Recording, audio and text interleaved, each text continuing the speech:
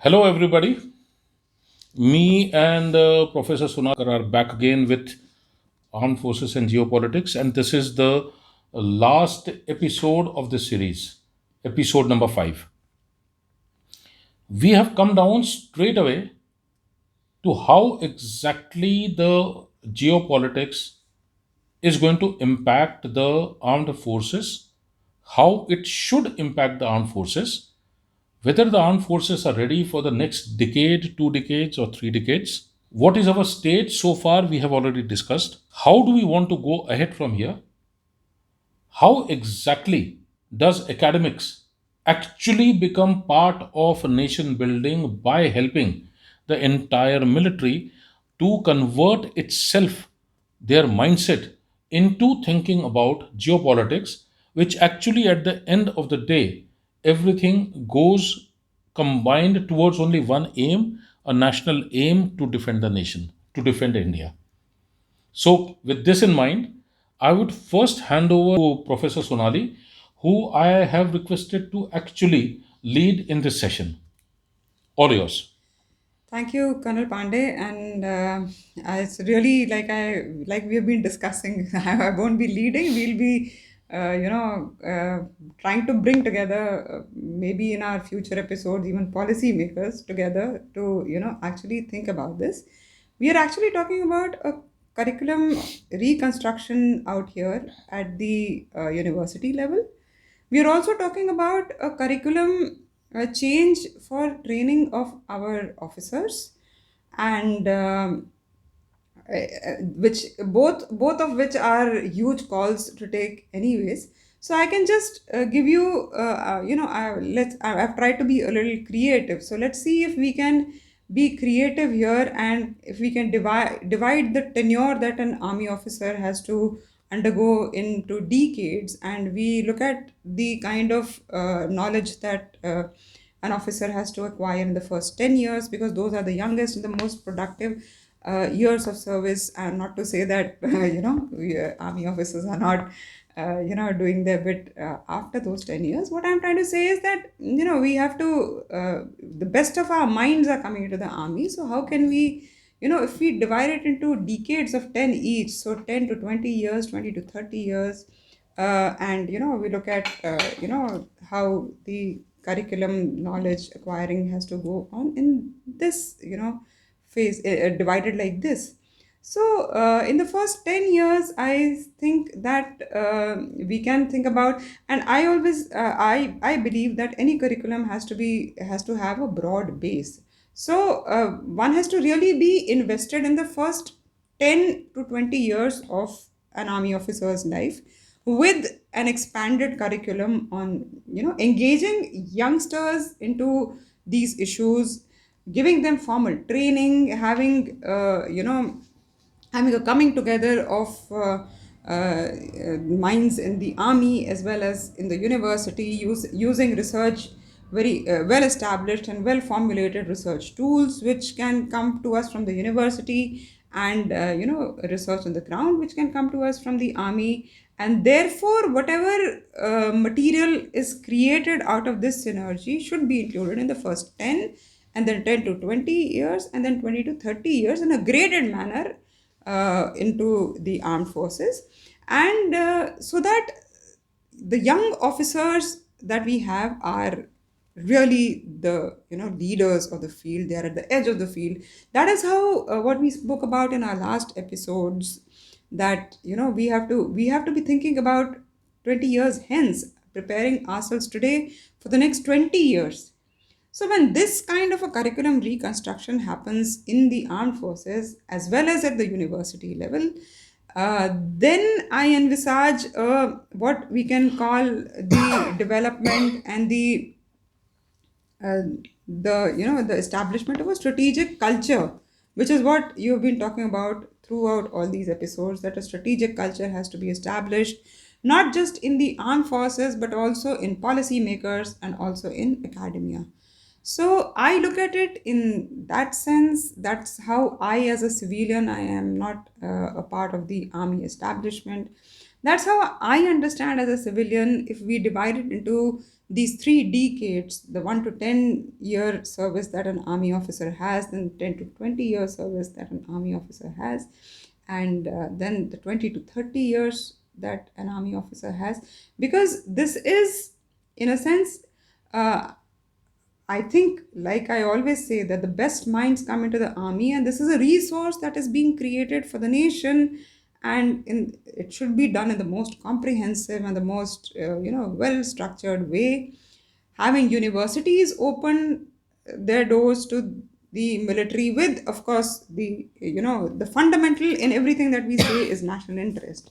So with that degree of confidentiality, with that degree of maturity and sense that we are all in a coordinated manner working towards national interest, curriculum revision in the armed forces and in the academia is an absolute must. I would also like to say that this is possible. This is not something that is an out of the something that is not possible or something that is unreachable, because ultimately our combined goal is the same, isn't it?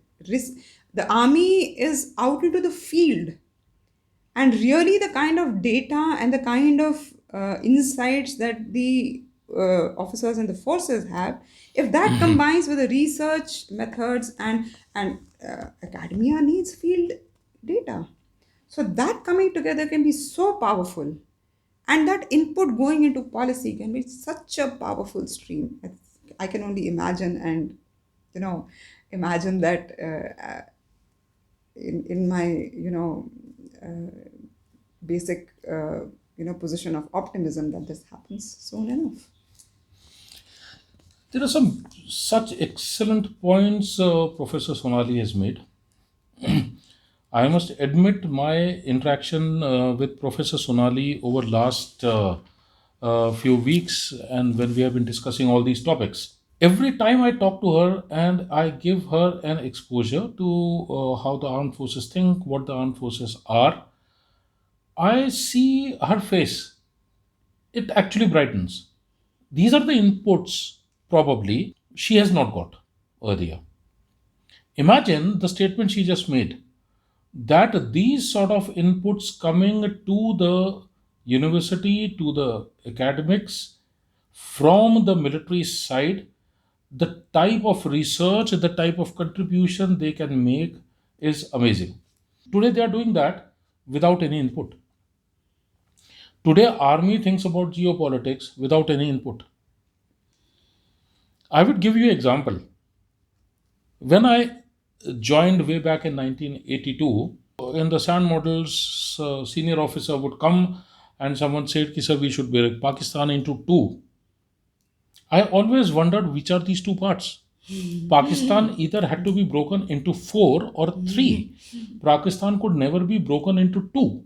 You don't break it just by going through the country and just slicing it. That was the basic place presumption, which was wrong. Secondly, in a very thick voice, the guy would stand and say, "Unified Pakistan is in the best interests of India." I would in my heart say, nonsense. But then I was in military, I couldn't. I always maintained that in the best interests of India, a broken Pakistan is the answer.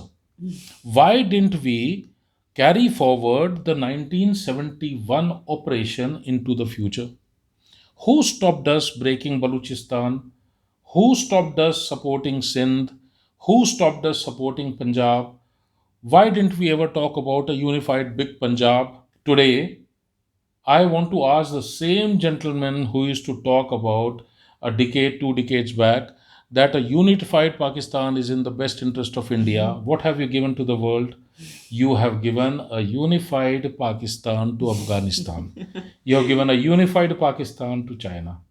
You have given a unified Pakistan to India. You have given a unified Pakistan to Russia. You have given a unified Pakistan to US. Where exactly are we? How much is it helping us? True. This is that mindset we need to change. Why I brought out this example, that anyone who hears this, including the old people, they would understand, they would remember these lines.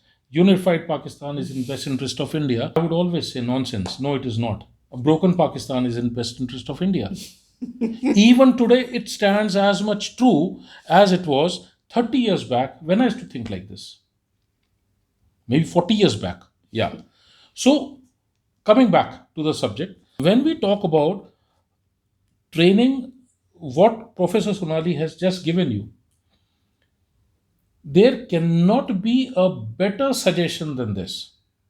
The life of an armed forces officer is 33 to 37 years, all commissions combined. Either he'll retire at 33, at 37. So, first and foremost, remove every policy that armed forces have put in to see that a particular entry only goes up in promotion because of date of births and all that. No, start promoting minds than date of birth. Only if date of birth could decide who has got a better brain. So it doesn't. It really doesn't help. And that's what actually we are today. Because I am a day elder than you, I will retire. But you will become a chief. So, no, that's not how we should be doing. We should actually be talking about mind. And we talk about all the three armed forces, Army, Navy, and Air Force, to have a horizontal cut of 10 years, 20 years, and 30 years. 10 years, this means you are a young officer, you are a budding commanding officer, and you are going to spend the better part of years in preparing yourself. That's the place where Professor Sonali suggests a very, very broad curriculum. Absolutely right. As soon as you talk about a 10 to 20 year slice of a bracket of this, all the three armed forces should have a common aim that this is what we should achieve by 20. Why? This is the service at which a person is going to wear the first star rank. And from here onwards, right till about 30 years, his journey in the star rank starts. Remove command, remove staff. Remember, these are the officers who had the finest of the brains who were selected by SSB. So, how exactly do you make a difference between these two? So, it has to be a free run to everyone. So, you train them accordingly from 10 to 20 years, 20 to 30 years. Beyond 30, you don't have to train them anymore because the higher defense management must take over at that point in time. And this 20-year to 30-year journey is basically to give them an exposure to every space that Professor Sonali has been referring to. Whether that space is your economic strength, True. whether that space is your cyber strength, whether that space is your legal strength, whether that space is your media strength. So these are the spaces, geopolitics, codes that we talk of. 20 to 30 is that journey. Yeah. So imagine now two sets of people, one with a formal training right from the day house of academy, who comes to 20 and thereafter to 30 years service, and a person who has acquired knowledge of geopolitics. True. Today, we are talking about people who have acquired this knowledge not because of any formal training, but because of a posting. They are made to stand in front of a map, and he suddenly starts talking about Afghanistan as if he has been breathing Afghanistan from the day he has got commissioned, which is incorrect. True. So, it is acquired training versus formal. True. So, like you have in the academic field, you cannot do a PhD without having actually gone through the postgrad, the grad, and your entire thing. Only then do you acquire a degree. True. Here, a 3-star general, a 4-star general, overnight becomes an expert in geopolitics. You cannot. Don't play with the security of the true. nation. Do not play with the defense of the nation. And do not play because we have egos. We should shed the ego first. Only then we are going to accept the fact that yes, we lack formal geopolitical training. Coming down to straight away the recommendations for military. We are not here to talk about specifics. We are here only to give an idea. Unless the 3 training commands come under one commander, Theaterization is about molding your minds and not about drawing lines or distributing stars. Theaterization is about molding your minds, bringing the minds together. There are three training commands, each of Army, Navy, and Air Force. Why should all three of them not be under one common commander?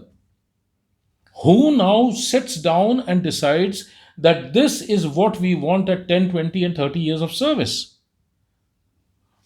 Thereafter, all your institutions combined should be, their energy should be channelized in such a manner that the inter officer training, inter arm training becomes a norm where a person starts growing with his colleague, because right from his major days or captain days, he has seen this naval guy sitting next to him who tomorrow he sees has become a chief. So when we talk about jointness, the jointness does not come by combining officers' messes. The jointness does not come by making someone sit on top and giving him an Army, Navy, and Air Force guy. No, it comes from training. And each military man will agree that the deepest bonds in military are built during training. So why are you ignoring that? So this is the training. Get the training commands together, get them under one. Thereafter, automatically the things will start flowing out of it. How exactly should we go around? When we talk about theaterization, start talking about theaterization in the geopolitical scenario. It cannot be limited by border. It has to be dictated by the enemy. Pakistan cannot be handled by four commands. Indus theater is good enough. That Indus theater knows right from top till the time Indus goes down to the Arabian Sea that this entire thing I have to look after. There has to be a Himalayan command. The guy must know that this is entire area, that this is what the theater is. You go down and the entire sea lanes, give it to the naval guys. There are no egos in this. Air Force, a strategic reserve. When you talk about the reach of an aircraft, you see which forward base is going to give you reach to which country. Automatically, that will start deciding on which who should be your ally True. and who should be, if your enemy is there, how exactly. There are YouTube videos which talk about secret bases of Indian Air Force and all that. It's on YouTube. Have a formal allies, have formal types with the countries. So unless we project ourselves out, unless we actually are seen projecting out, we are going to be the reactive state which I spoke of in the first video itself. True. This is something I always maintain. We are a reactive state. So I think we need to have a radical change in the mindset, a shift in the mindset of military thinking, military training, and organizing the entire military rather than writing papers, demarcating lines, distributing stars, and saying this is how we have theaterized. Your theaterization has to come from bottom upwards. So even today, when we start, it'll take at least 1 decade for the first lot to come into the 11 to 20 year slot. True. So we are talking about a 30-year plan. So if we have to talk about allies, we have to talk about 75 years of independence and we have to think 25 years ahead. So unless you are militarily molded into that thinking of looking 30 years ahead, will you ever be able to align yourself with the national aim? Very right. So, this was quite a animated monologue, I think. No, that's perfectly fine. The only question that I have in my mind is, and what are we going to come up with next?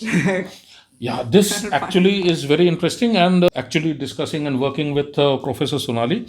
I must admit, I think this has been one of the finest associations that I have got in my life, where intellectually, the way her questions actually squeeze me into thinking about it.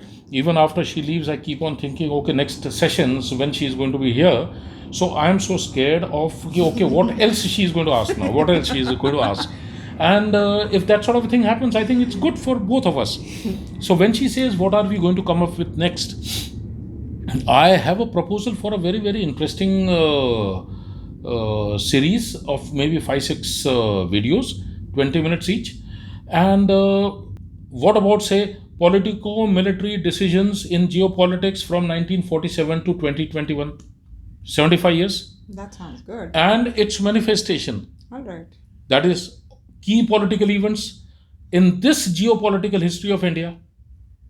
So why don't we start from the point which Professor Sonali put her finger in one of these episodes, where I asked her a pointed question that if she has to put a finger on one geopolitical blunder independent India has done, what is that?